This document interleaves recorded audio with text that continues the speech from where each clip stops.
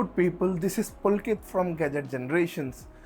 In the recent times, Softears has been the talk of the time. It has been at the center point of all the limelight because of this one, the Softears VolumeS. It comes as a second generation IEM for their highly acclaimed hybrid in-ear monitors known as the Softears Volume. So Volume S means second generation, and the pair has been getting a lot of hype all over the world. So, and me being a fan of Softears products, with the Twilight being one of my all-time favorite single dynamic driver IEMs, how could I miss the VolumeS? So yes, I grabbed the unit as soon as it landed in India. I purchased my unit from Concept Cart, where it has been retailing for 27,000 rupees, 26,990. On the HiFi Go website, you can also grab it for 319 US dollars. So let's begin with today's video. As for the driver configuration, the pair houses a two dynamic driver and two balanced armature driver setup on each side.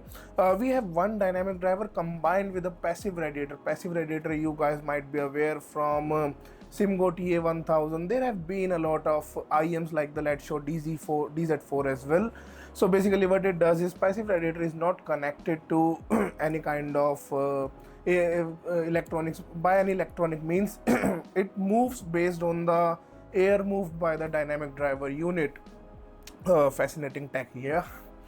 So yeah, moreover, the pair has two tuning options, which is available through this rounded circular thing available onto the face cover area, which is quite delicate, and it is not required in my opinion. We will be discussing it in today's video as well.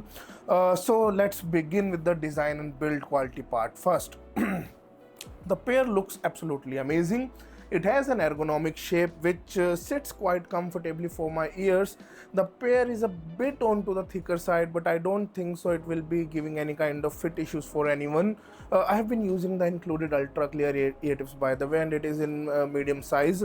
Moreover, on the faceplate area, we have a bit of contrasting form factor. We have metallic alloy frame which has, you know, this silver colored finish, matte finish obviously, and then a glossy finish onto the center area where we have this face cover, and onto that face cover itself we have that rounded mechanism which you can use to turn the tuning mode into high impedance or low impedance mode.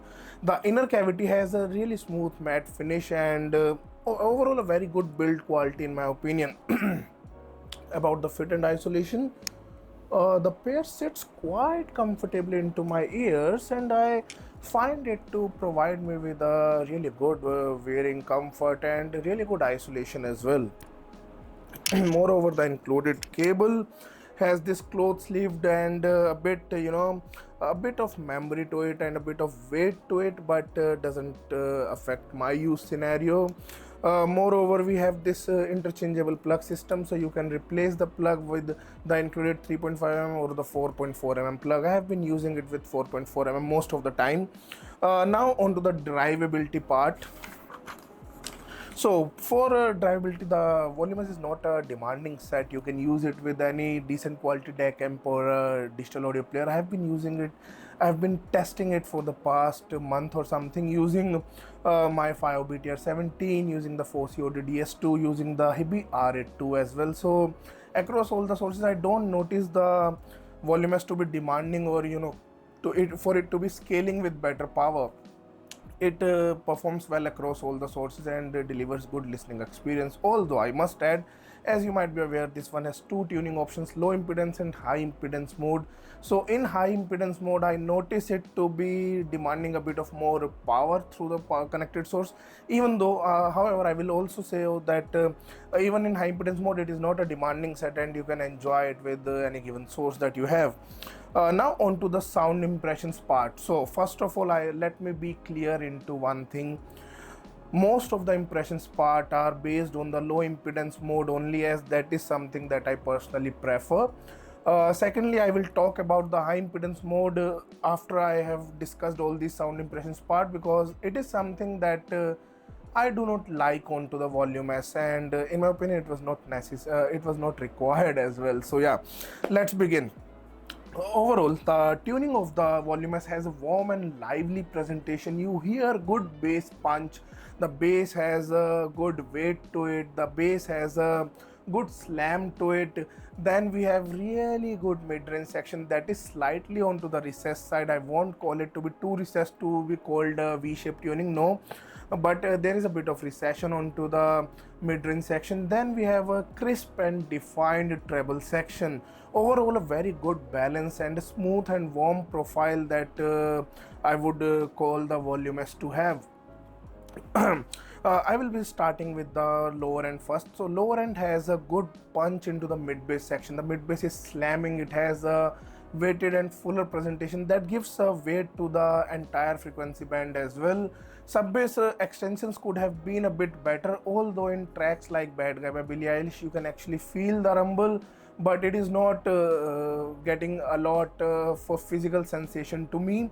So in my opinion, the major emphasis onto the lower end is majorly onto the mid bass section. And it has a tight control as well. You won't be hearing, I don't find the pair to have leaking or introducing muddiness or graininess into the mid-range section with such a good bass response. The bass response for me, who listens to a lot of Bollywood music, it has it adds that kind of energy and enthusiasm to get me going to listen to more onto that part.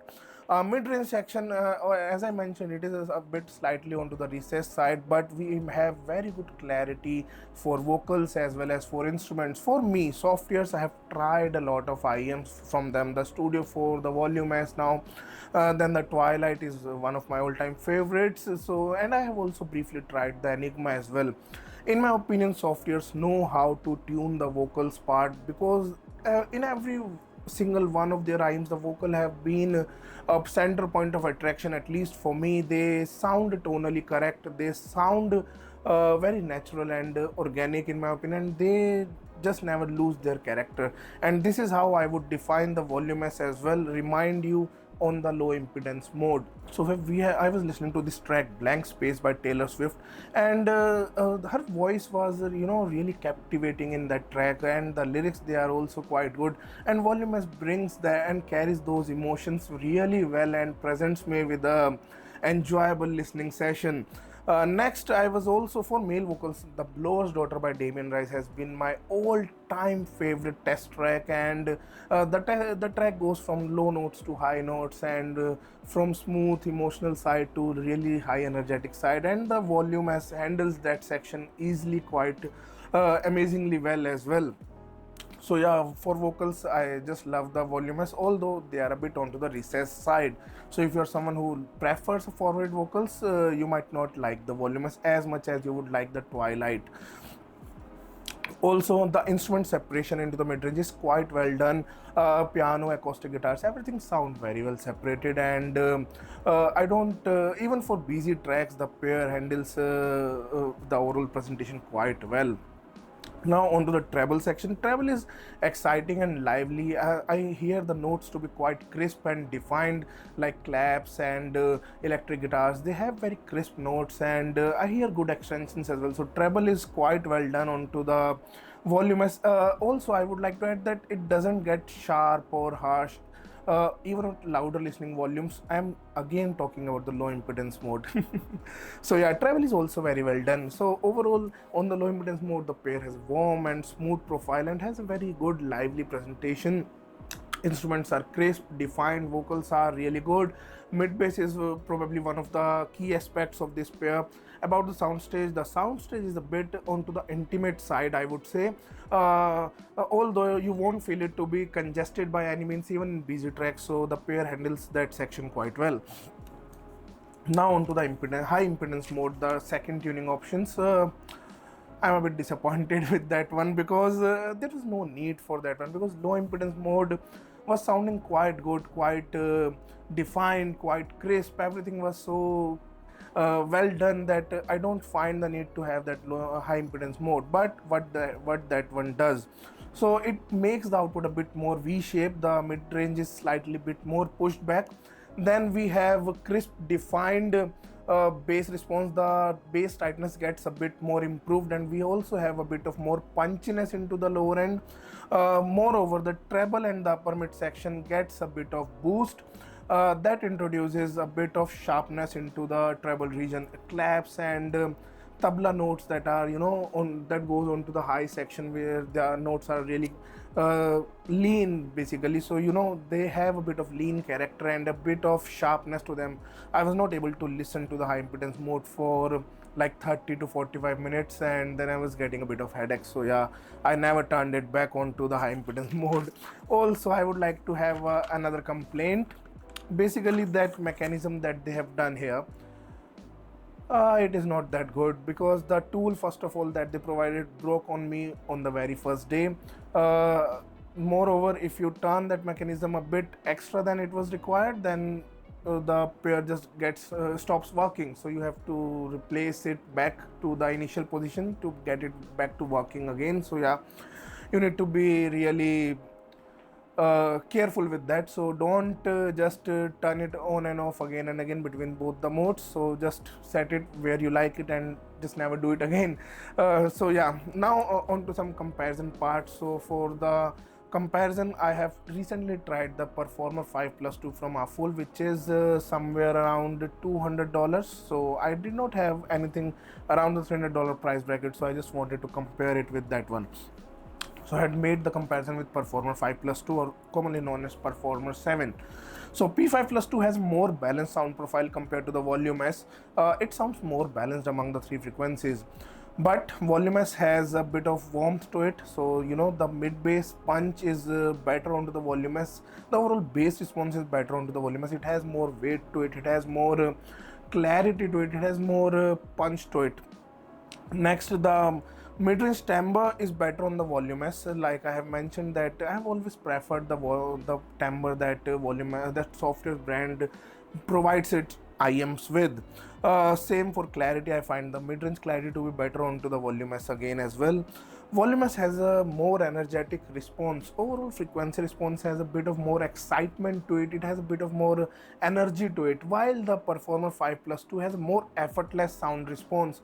It would be presenting you the same level of minute details, and at the same level, at the same time, it won't be having any kind of sharpness to it. Like I mentioned, that VolumeS gets a bit of sharp onto the high impedance mode. At least for me it does. Stage on the VolumeS has a more 3D presentation. It has a bit of more holographicness to it, while the P5+2 has a good width to it. It would benefit a bit more with introduce more depth to it. So well, that about the comparison, and that's all I have to talk to you guys about the Softears VolumeS. I have been a fan of Softears products, and that's why I bought this product as soon as it landed in India. I get the hype that it is getting, and it is a really good sounding set for the $319. But from my side, they could have just dumped the two tuning options, and they might have gave you a $20-30 discount as well, and around $300 that would have been a even better purchase. And I just love the VolumeS, in my opinion. So yeah, well, that's about everything about the Softears VolumeS. I hope you guys enjoyed watching today's video. If you guys have any questions related to the VolumeS, you can ask me in the comment section below. Also, if you are new here, kindly consider subscribing to my channel. I'm regularly making HiFi audio related content. So see you guys in the next one. Thank you so much for watching till the very end.